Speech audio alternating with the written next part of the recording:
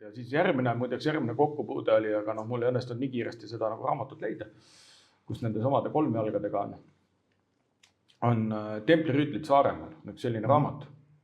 Ja see räägibki kas see oli Karja kiriku laes? Jaa, Karja kiriku laes, et me siis ükskord me käisime seal oma tuttavaga selle nagu Saaremaa Tuulemeldril külas, see on ka seal Angla kiriku lähedal.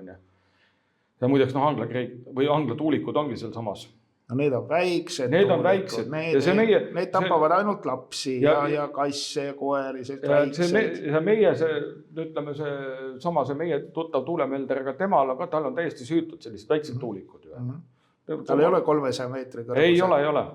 Et teda nagu sellega seostada ei saa, et tema mingi mõrtsukas oleks.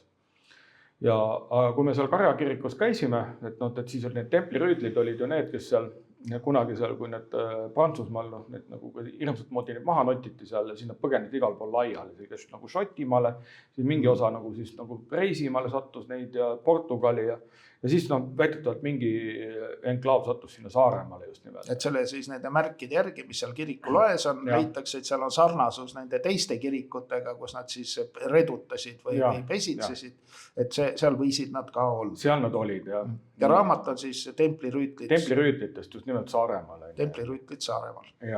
Ja siis, kus see kiriku laes on kõik võimalikud need kolmjalad, ühel pool ja teisel pool ja kolmandal pool. Ja just nimelt sedasi, et kas ei olnud suvalise koha peal mingi kõrval on Angla tuulikud. Vanaga mingi tuulemeldrite värk.